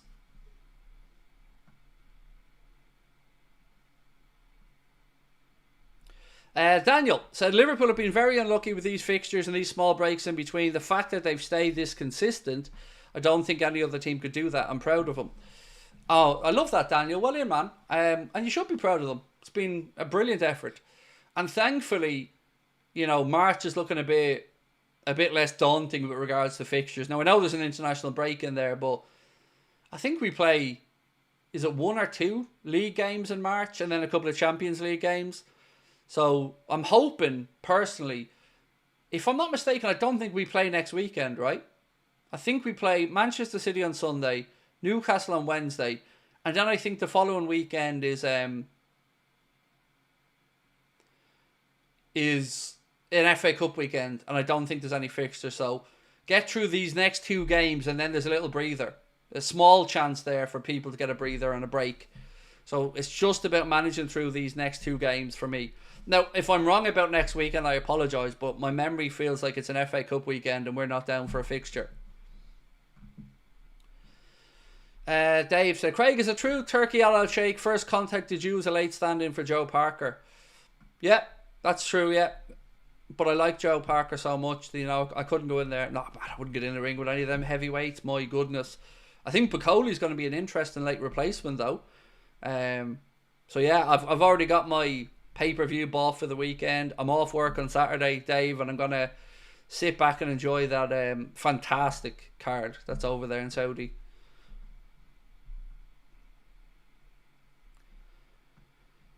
Sam said, Craig, what if Núñez won't be sold in the summer? How do you know he's been sold? Slot could keep him as a super sub. Everybody knows he's been sold. That's all I can say to you. You know, you don't need to believe me or not, but you'll see in the summer he's getting sold. Because he hasn't worked out. And another reason is, and I've said this all the way through as well, I don't think that Michael Edwards would have signed Darwin Núñez if he was still at Liverpool. I feel like we got lured into that one good season, good performances against us, potential there, and we rolled the dice a bit on him and it just hasn't worked out. So I've never believed that Arne Slot is fully convinced by him. And I know from journalists and others that definitely the aim there is to move on in the summer.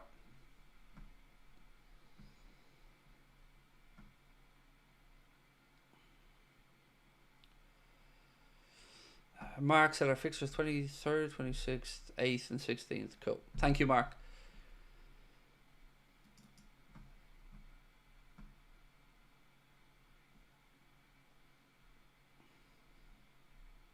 Is there any reason we didn't sell him sooner? So I guess cover. You know, if we had sold Darwin in January as an example, unless we had a player ready to come in and it was a player that Arne Slot was happy with for the long term, you know, you couldn't have rolled that dice. Now, you could make an argument to keep Jadon Danns at the club, but, you know, you have a Diogo Jota that's been a little bit injury prone. You can't really let Darwin go. You need the bodies, I guess.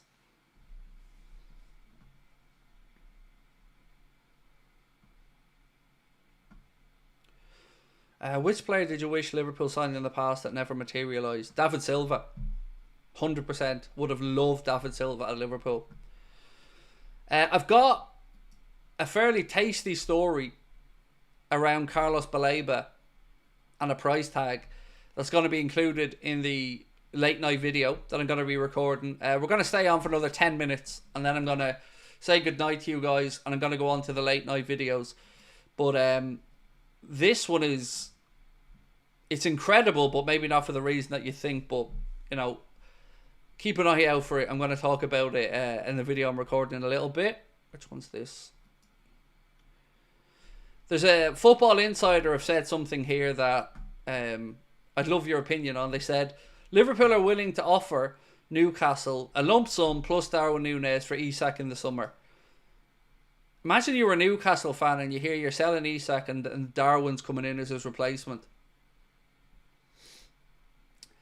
You wouldn't exactly be full of confidence there, would you?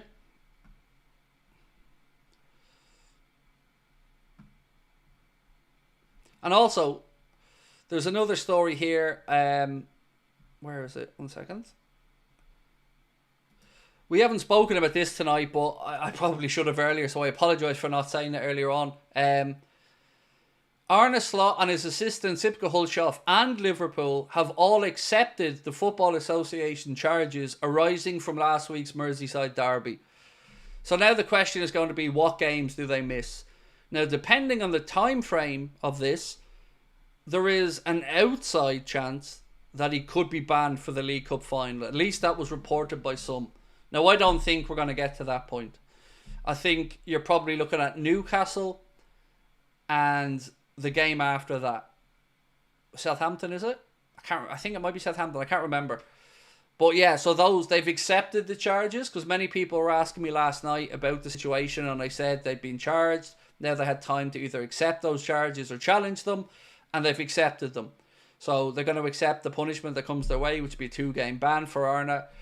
And now it's just a matter of figuring out exactly when that ban is going to take place.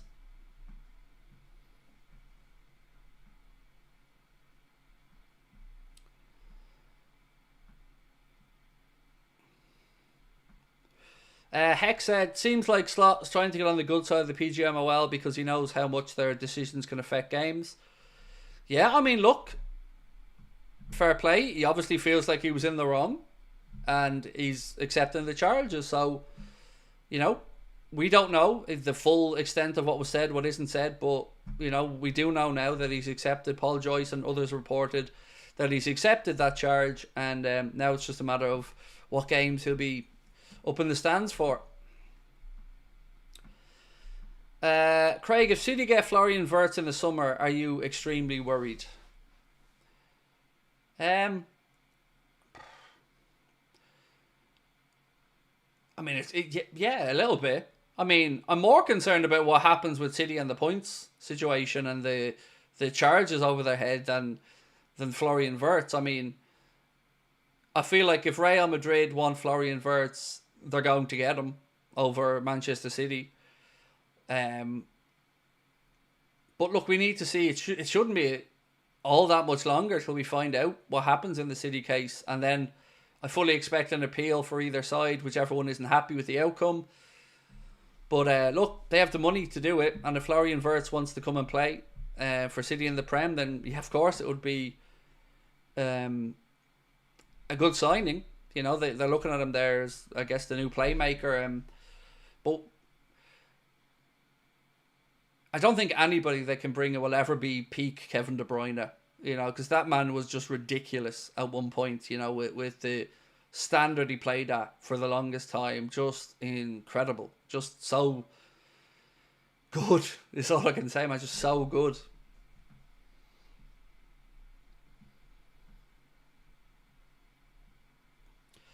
Petter, what's your prediction for Villa versus Chelsea at Villa Park? Oh God, man, I've got no idea.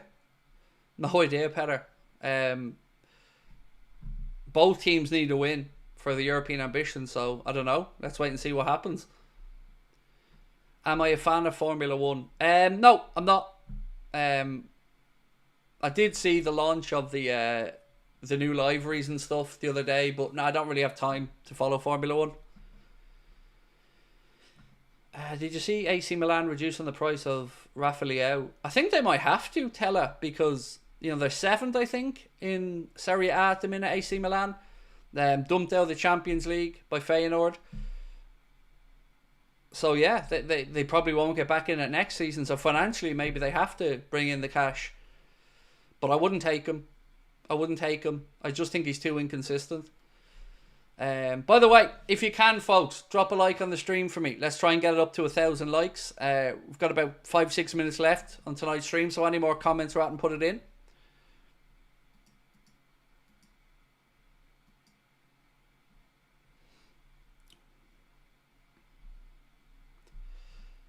Benedict, Kofi, thank you, mate. Appreciate you. And Baz, look, I disagree with you, mate. You're entitled to your opinion. I think differently, and ultimately you'll see Darwin's hold in the summer anyway.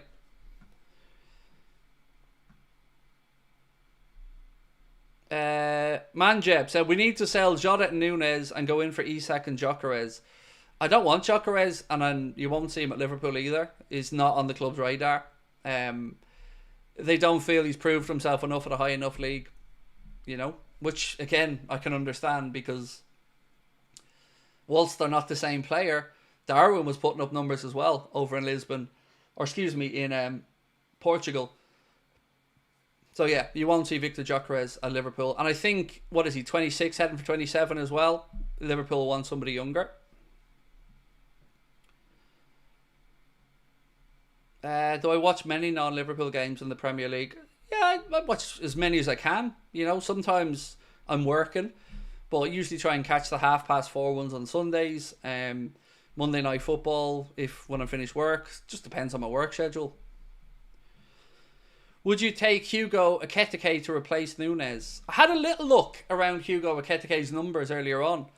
So obviously went to PSG, then went on loan to Eintracht Frankfurt. Then Eintracht Frankfurt bought him for, I think, 16, 17 million. And I think he scored 12 goals this season in the Bundesliga. I wouldn't want him at Liverpool now. But I could see, if we ended up getting Isak, that Newcastle maybe look to revive their interest in Hugo Ekitike, because they looked at him previously. But no, not for me at Liverpool. But I will say that I haven't seen enough of him, and that's part of the reason why I would say no. I'm certainly not a definitive opinion on him. I've not seen anywhere near enough.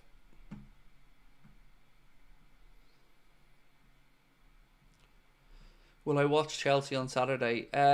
Don't know. Probably be watching the boxing at that point, Peter, to be honest with you.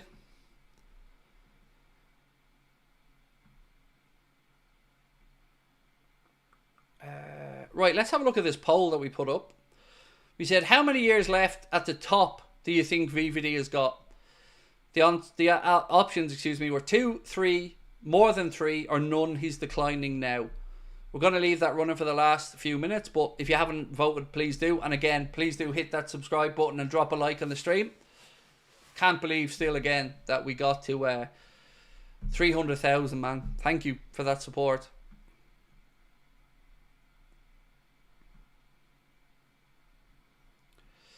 Since 300k, any bras getting thrown at you your way? Yeah, the missus. That's the only bra that'll ever get thrown my way. And the only one I'd want thrown my way as well, to be fair. Do you think we'll get Isak? If not, who? I think for us to get Isak, Newcastle need to miss out on the Champions League. And he needs to angle for a move away. You know, if Newcastle qualify for the Champions League again, no, they won't sell him. They'll keep him, and rightly so. But if they don't qualify, you know, maybe they have some financial issues.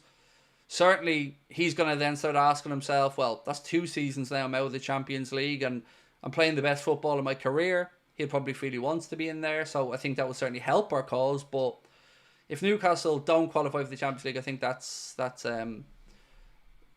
giving us a much better chance at it. Hey Michael, thank you, mate. Appreciate you. Enjoy the content, man. Thank you.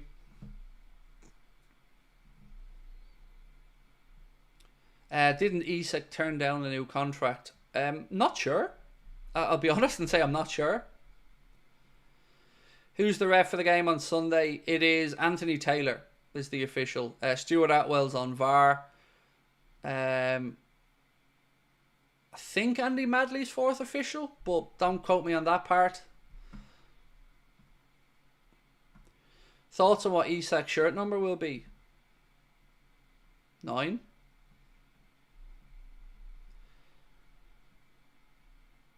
You know, Darwin's number.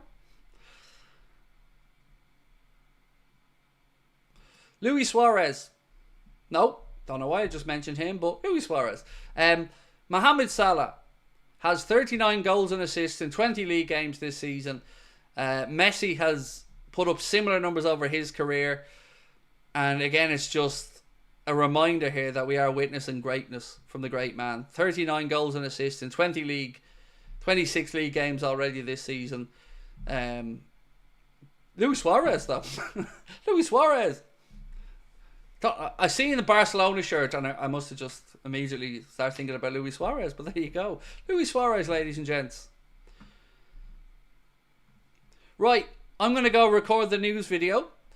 We're going to be talking about Carlos Baleba and Liverpool's interest in him, along with the price that it will take to get him out. And I've got a couple of other bits and pieces, including Newcastle interest in Caoimhín Kelleher as well. So that'll be out in about 15-20 minutes time. I will see you tomorrow for a news video on the late night agenda. And then I won't see you on Saturday because it's my day off. So again, thank you so much to everyone that hit the like button, subscribed, is part of our community and helping us get to over 300,000 subscribers. I can't repay that faith enough. Thank you.